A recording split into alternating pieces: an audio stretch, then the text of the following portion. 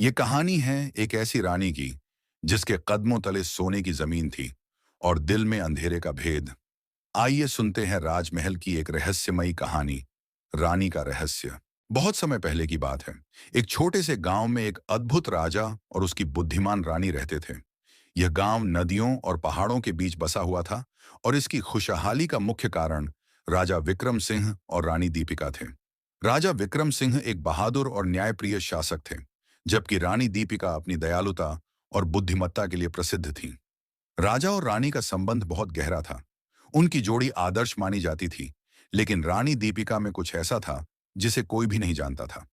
रानी की एक खामोश मुस्कान थी जो किसी अजीब राज को छिपाए हुए थी। लेकिन फिर एक दिन एक ऐसा रहस्य सामने आया जिसने पूरे राज्य को हिलाकर रख दिया। गांव में अचानक रहस्यमय घटनाएं होने लगीं। रात को कोई अजनबी आवाजें सुनाई देती थीं और लोग कहते थे कि रात के अंधेरे में किसी की परछाई दिखाई देती है। एक रात राजा विक्रम सिंह ने तय किया कि वह इस रहस्य का पता लगाएंगे। वे अपनी पूरी सेना के साथ रानी दीपिका के महल के पास पहुंचे। महल के गुप्त कक्ष में दाखिल होते हुए उन्हें कुछ अजीब सा महसूस हुआ।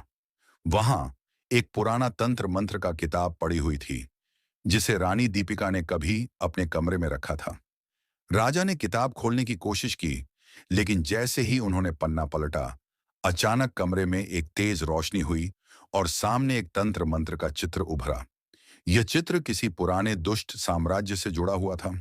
राजा विक्रम सिंह की समझ में कुछ नहीं आया, लेकिन रानी दीपिका ने देखा और वह भयभीत हो गई। रानी दीपिका ने राजा से कहा, आप जो देख रहे हैं वह केवल एक तंत्र मंत्र नहीं है। यह वह रहस्य है जो हमारे राज्य की खुशहाली के पीछे छुपा हुआ है। जब मैंने इस किताब को पहली बार देखा था, तब मेरे जीवन का रास्ता बदल गया। राजा ने चौंकते हुए पूछा, क्या मतलब है तुम्हारा? रानी दीपिका ने धीरे से उत्तर दिया, यही कि महाराज, मैं कोई साधारण रानी नहीं हूं। मैं उस प्राचीन राजवंश से हूं जिसका अस्तित्व बहुत पहले समाप्त हो गया था। मेरी असली पहचान किसी और नाम से जुड़ी हुई है। मेरे वंशजों ने एक जादुई शक्ति हासिल की थी जिसे कभी किसी को बताने की अनुमति नहीं दी गई। राजा विक्रम सिंह के चेहरे पर भय और उलझन के भाव थे। वे समझ गए थे कि रानी का यह रहस्य किसी बड़ी बात से जुड़ा है, लेकिन उसे जानने के लिए उन्हें और भी गहरे में जाना होगा। क्या यह राज राज्य की खुशहाली के लिए खतरनाक था? क्या रानी दीपिका का सच राज्य को संकट में डाल सकता था? तभी रानी दीपिका ने एक चौंकाने वाली बात कही, महाराज, यह तंत्र मंत्र केवल उस शक्ति को जागृत करने के लिए है जो कभी हमारे राज्य को विनाश से बचाएगी। लेकिन इसे खोलने का कोई रास्ता नहीं है, सिवाय उस खतरनाक प्राचीन स्थान के। राजा विक्रम सिंह और रानी दीपिका एक गहरी उलझन में थे और कहानी ने एक नया मोड़ लिया। क्या राजा और रानी उस रहस्य का सामना कर पाएंगे? क्या वे उस प्राचीन शक्ति को नियंत्रित कर पाएंगे या यह उन्हें विनाश की ओर ले जाएगा? और अंत में वह दिन आया जब राजा और रानी को पता चला कि वह खतरनाक स्थान उन्हीं के महल के नीचे एक गहरे तहखाने में छिपा हुआ था, जहां कोई कभी नहीं गया था। क्या वहां उनका इंतजार कर रही शक्ति पूरी तरह से नियंत्रण से बाहर थी? राजा विक्रम सिंह और रानी दीपिका ने महल के नीचे स्थित उस गहरे तहखाने का रास्ता ढूंढ निकाला। जैसे ही वे तहखाने में उतरे, अंधेरा और सर्दी ने उन्हें घेर लिया। वहां की दीवारों पर प्राचीन चित्र थे जो उस शक्तिशाली राजवंश के इतिहास को दर्शाते थे जिसमें रानी दीपिका का जन्म हुआ था। राजा विक्रम सिंह ने रानी से पूछा, क्या यह वही जगह है जहां वह खतरनाक शक्ति छिपी हुई है? रानी दीपिका ने धीरे से सिर हिलाया और कहा, यह वही स्थान है जहां से हमारे वंश को वह जादुई शक्ति मिली थी, लेकिन इसे जागृत करने के लिए एक बलिदान की आवश्यकता होगी। राजा विक्रम सिंह को अब तक पूरी सच्चाई का आभास हो चुका था। वह जानते थे कि रानी दीपिका का सच इतना सरल नहीं था। वह केवल एक रानी नहीं थी, बल्कि एक शक्तिशाली राजवंश की संरक्षक थी, और इस शक्ति को जागृत करने से न केवल उनके राज्य की खुशहाली खतरे में पड़ सकती थी, बल्कि राज्य को एक भयंकर विनाश का सामना भी करना पड़ सकता था।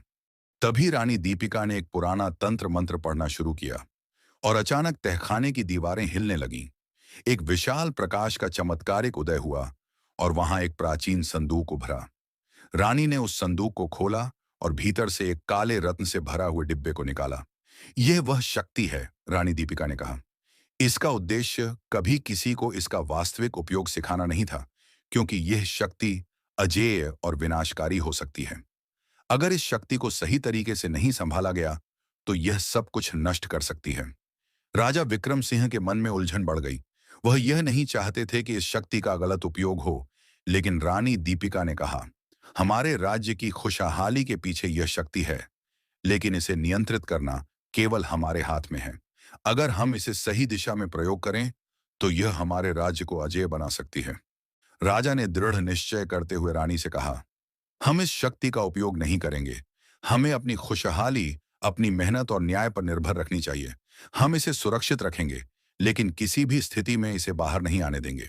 रानी दीपिका ने राजा की बात मानी और दोनों ने मिलकर उस शक्ति को तहखाने के गहरे हिस्से में फिर से छिपा दिया। दोनों ने वचन लिया कि वे कभी भी इस शक्ति का उपयोग नहीं करेंगे और अपने राज्य को प्रेम, समृद्धि और न्याय के आधार पर चलाएंगे। लेकिन जैसे ही वे महल से बाहर निकले, अचानक एक रहस्यमय आवाज आई, तुमने उस शक्ति को छोड़ दिया है, लेकिन क्या तुम जानते हो कि असल खतरा कहीं और छिपा हुआ है? राजा और रानी चौंक गए।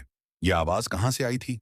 और क्या यह केवल एक चेतावनी थी या कोई और अंधेरा भविष्य उनकी प्रतीक्षा कर रहा था?